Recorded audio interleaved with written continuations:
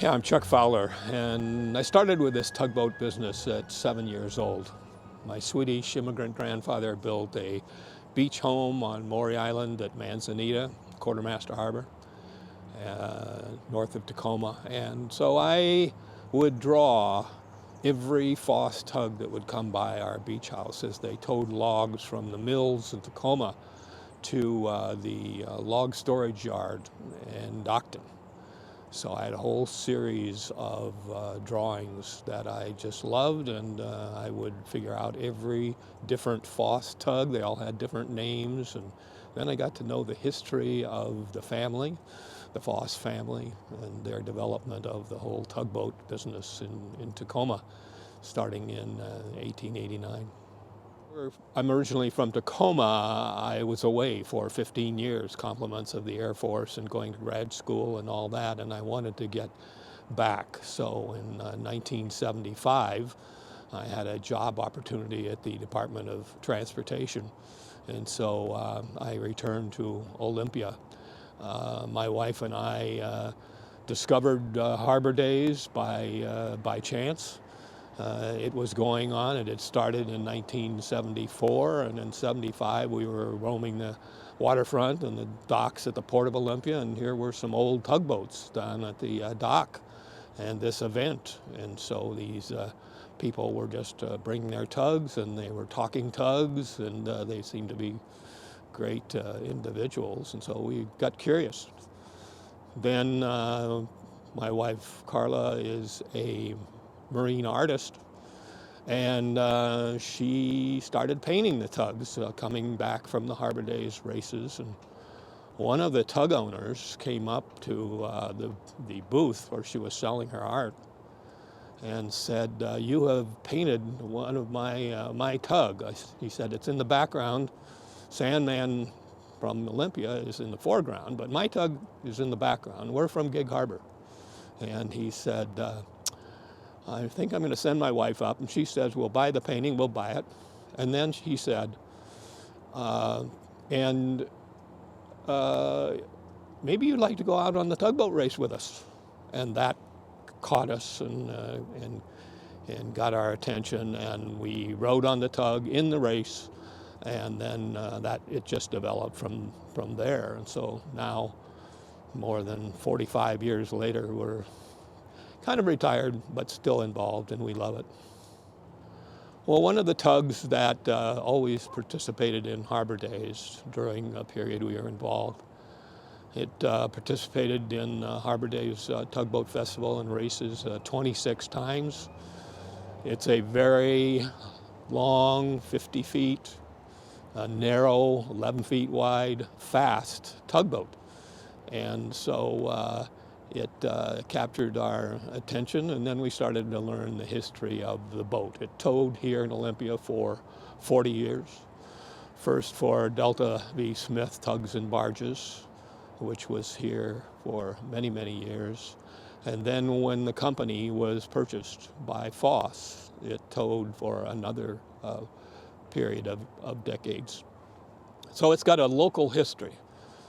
So in 2016, it was purchased by a new owner from California and taken to Hood Canal.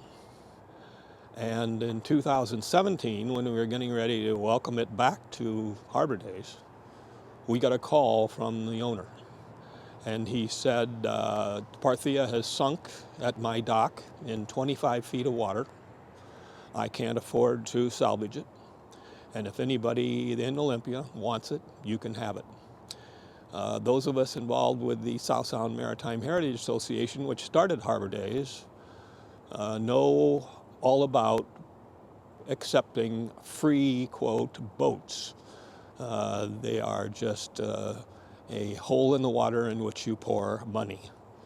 But because of that 40-year history, because of the local connection with the Smith family and Foss, we decided to go for it and rescue, restore, and exhibit the boat here in Olympia as part of Olympia's working waterfront history. So what we did, we had established all kinds of good contacts through the years, and we started calling our friends. We started calling our friends at Global Diving and Salvage. We started calling our friends at Associated Boat Transport. We had friends who were tugboat crew members and tugboat operators who could tow Parthia. So we just called in our friends and said, will you help? And oh, by the way, we'd like you to do it for free. And we kept getting yeses. They said, we want to be part of this. We have owned old tugboats. We're part of that history. We love it. And so count us in. So that happened. And we went down. It was salvaged. Big pumps were brought from Seattle. At low tide, seams were patched and pumps were started up. And for the salvage, it took 12 hours of pumping. And at the end of that period, it was refloated. And then we got a tugboat captain. He's the son of some local people. And he towed it. We got a 46-foot trawler from friends in the Olympia Yacht Club, but the tugboat captain towed it, rigged it, and towed it 36 miles from where I was in Hood Canal to Port Townsend. And we hauled it out at Port Townsend, and another friend, Mark Cohen with Associated Boat Transport of Marysville, picked it up at Port Townsend and trucked it 100 miles from Port Townsend to Olympia for the restoration. Then the restoration started, and again, we had shipwrights and all kinds of people who knew what they were doing in terms of restoration, and we started to work. So the short story is that that all happened starting in 2017. We're now 2020, so it's only 3 years later, and we have accomplished one of the fastest historic preservation projects kind of in Washington state history. Of course, it takes longer to restore historic buildings and historic houses and all of that, but for tugboat, this has been a very rapid response. And the bottom line is you see the tugboat 95% restored behind me, but the Port of Olympia has now given us a permanent site at the entrance to the farmers market down Market Street. And we have a local architect, Ron Thomas, and he and his staff have been hard at work again without charge, working on a pavilion, a shed, under which we'll put Parthia for a permanent exhibit with interpretive signage to tell the public what it's all about and its history and the history of tugboat, the working waterfront and tugboats here in Olympia, and then Olympia Harbor Days, tugboat racing, and the whole history. Well, there's, of course, tugboats have been operating all over Puget Sound for 150 or more years. But the history of that started, of course, in the Seattle area, Central Sound areas, but also the smaller communities like Olympia and Everett and Port Townsend and Bellingham as well. The big ships, the big sailing ships in the old days required tugboats to tow them in from the ocean, down Strait of Juan de Fuca and into the Sound, because we have very little wind in the Sound. We're protected by the Olympic Mountains, and it's an inland sea. So tugboats had to tow the ships in. The ships were loaded at lumber mills, at grain warehouses, and then they had to be towed out again to catch the wind off of the Washington coast. So tugboats were very active and in all of that. And the tradition is, and how tugboat racing started, was that the first tugboat that was out and met the ship coming in got the tow, got the business. And so that was a very interesting and active part of tugboats and in tugboat history in Puget Sound. And that's the basis for the famous 1933 movie Tugboat Annie. Tugboat Annie and her husband was, they were all involved in that, and there was some tugboat racing in that. They staged some racing. In fact, the Arthur Foss, which is on exhibit over in Seattle at South Lake Union Park, was part of that movie. It was the star, the Narcissus in the movie. But we kind of recreate that history every year with Harbor Days, and we're very lucky that some of the owners of retired tugs come down to Olympia to kind of be a part of that history and to tell the history of their specific tugs, and they're very, very proud of that. Well, it's exciting as a comparative term. Some people have talked about the fact that it's about as exciting as watching bulldozers race. So it's, yes, it's a slow speed. You know, probably the fastest speed might be 14 knots, which might be 15 miles an hour. But the tugboat owners who decide which race classes each tugboat goes in are very adept at figuring out and knowing. They check the times of the races and they know exactly which are the fastest boats, so they put the boats that are comparable in speed in the same classes. And as a result, at the end of the race course, which is almost 2 miles long from the inner harbor in Olympia out past the country club, those tugboats sometimes are within feet of each other. And in some cases, you'll have crew members stand at the bow with broom handles, and they'll be putting the broom handle out in the front of the tug, trying to say, "Oh, well, we were first." Of course, those of us who are official judges don't think that that's quite fair. So, but it's a really competitive activity. And why do the tugboaters come down? Why do they spend their time and money to restore their tugs? They look beautiful when they come to Harbor Days. It's because they have a pride of ownership. It's because they want to continue that history. And it's because in Olympia, we have some people who come, our visitors and our spectators. They really appreciate what the tugboaters put into this festival. And it's not just another community festival. It's an authentic festival which really has a history. And so it has stories related to it. It has real people who provide basically the show, who provide the festival and the races, and provide the tugboats that are part of that. So it's something that the people who participate have in their hearts, and they want to tell their stories, and they appreciate the people who come aboard and tell them that you've done a great job here, and we appreciate you coming to Olympia and bringing your living history to Olympia.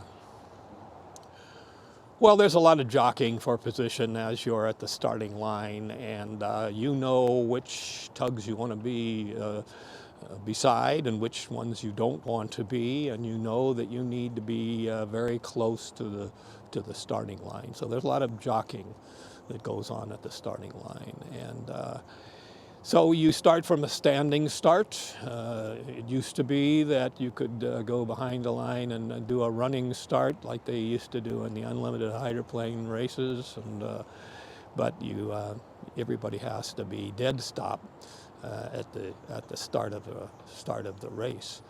But there's a lot that happens before those tugs get to the starting line. I mean, you'll talk to the tugboat owners and they will smile. "Well, what have you done to prepare?" "Oh, I haven't done anything. I just do this for fun." And there's no competitive, competition involved in this at all. Then you find out they put on what they call their racing propellers. They've got towing propellers and they've got racing propellers. And then they've cleaned the bottom, and sometimes they wax the bottom.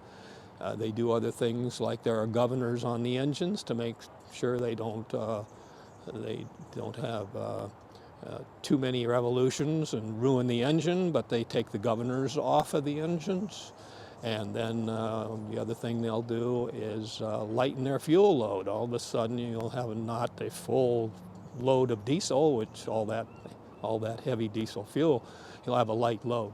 So although it's they kid a lot about not taking this very seriously, they do. And so bragging rights are at stake. And it's all in good fun. And my wife and I have met some of the most wonderful people you would ever want to meet among the tugboat owners. They're very giving. They're very accommodating in terms of wanting to tell their stories and their histories. So it's just a wonderful experience to be involved. As far as what it's like to be in the race, yes, these are very deep hulls. And there's a lot of hull beneath the waterline.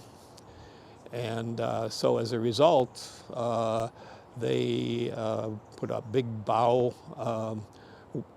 wakes, and there are deep troughs along the side of the boat as the water goes behind and is caught by the propellers and then pushed out the back. So you can get into trouble if you get too close to another tug and get caught in one of those troughs. You can't get out.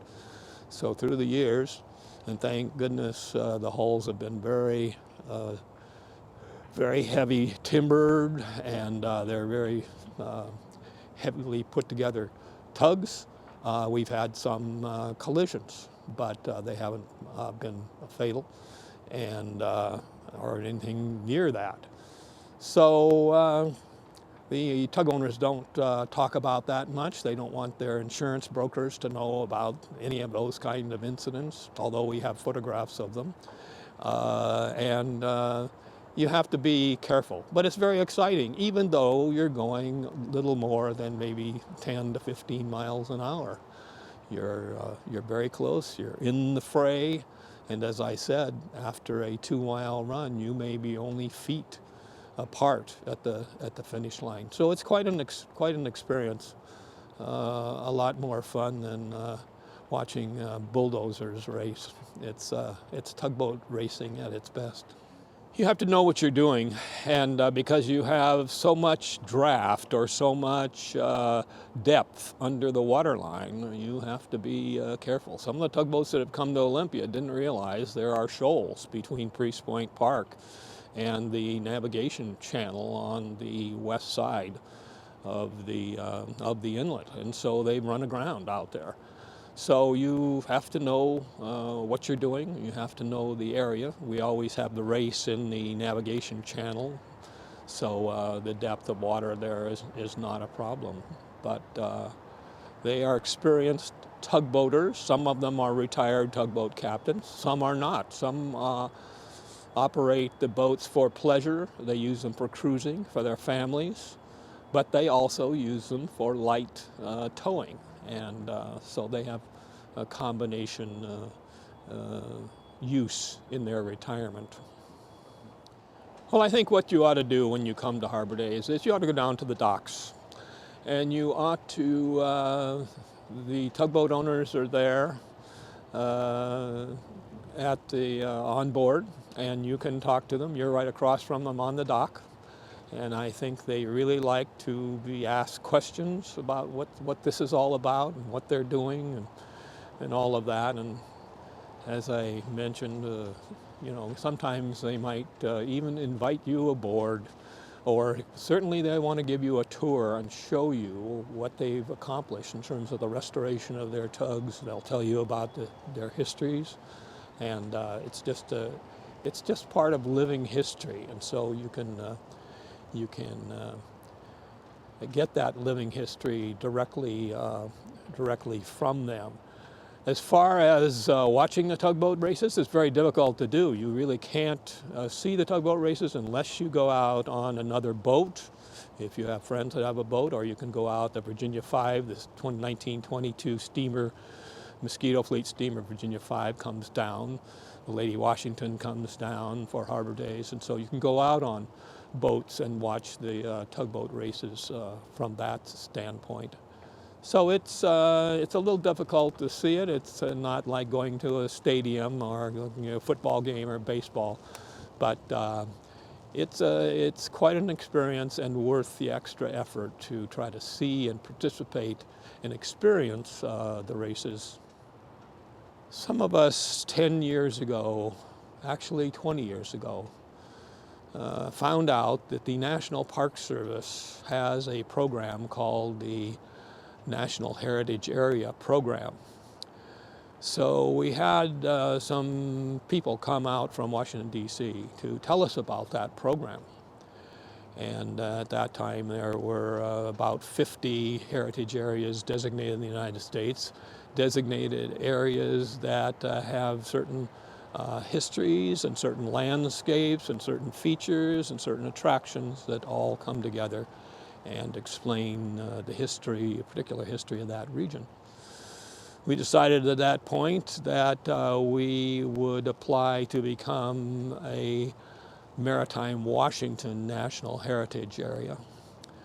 And through a lot of advocacy and a lot of organizations and a lot of work, that happened this last March, in March of 2019.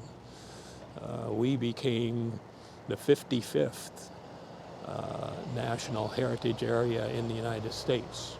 And the significant part of that is that we are the only maritime-focused National Heritage Area of all of them.